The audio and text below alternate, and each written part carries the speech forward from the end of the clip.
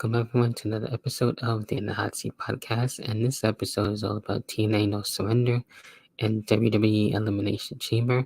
Going to start things off with No Surrender first and work our way around, and made it down into it where we had the Rascals defeating Mike Bailey and Trent Seven, Eddie Edwards and Brian Myers defeating Kushida and Kevin Knight. We get into the main card where we had Eric Young defeating freaking Kazarian in a really crazy back and forth matchup. We had Ace Austin and Chris Bay defeating Grizzly Young Veterans to retain the tag team titles in the best of 3 series, which is very awesome. PCO and as well Khan going into the disqualification, unfortunately. We had the Knockouts tag team titles on the line, MK Ultra and as well DK, where we had MK Ultra getting back the tag team titles, which is very interesting. Josh Alexander defeating Simon Gotch, which is a very hard-fought battle. The World Championship on the line, a very interesting stipulation where we had a no surrender match. Basically have the managers throw in the towel when needed, where we had Moose defeating Alex Shelley to retain the World Championship, so very interesting stuff there.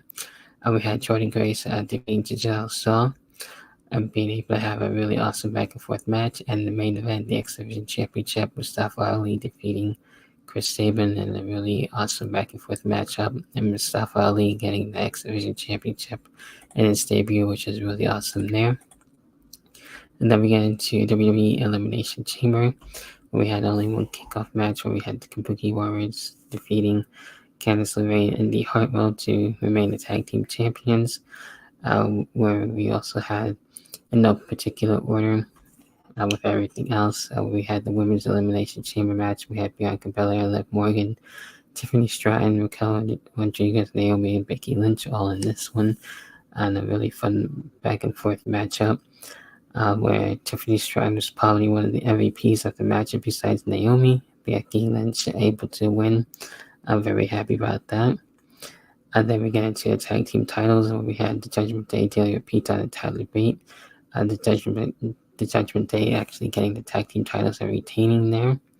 And then we had the Men's Elimination Chamber, where we had Drew McIntyre, LA Knight, Randy Orton, Bobby Lashley, Kevin Owens, and Logan Paul all in this one. And Drew McIntyre actually getting his win in there to face Seth Rollins, and Becky Lynch able to face the winner of the Women's World Championship match, which I'll get into right now.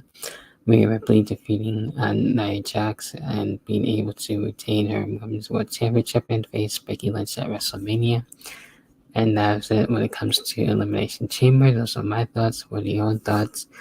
Leave that in the comment section down below if you're watching on the YouTube version for that side of things.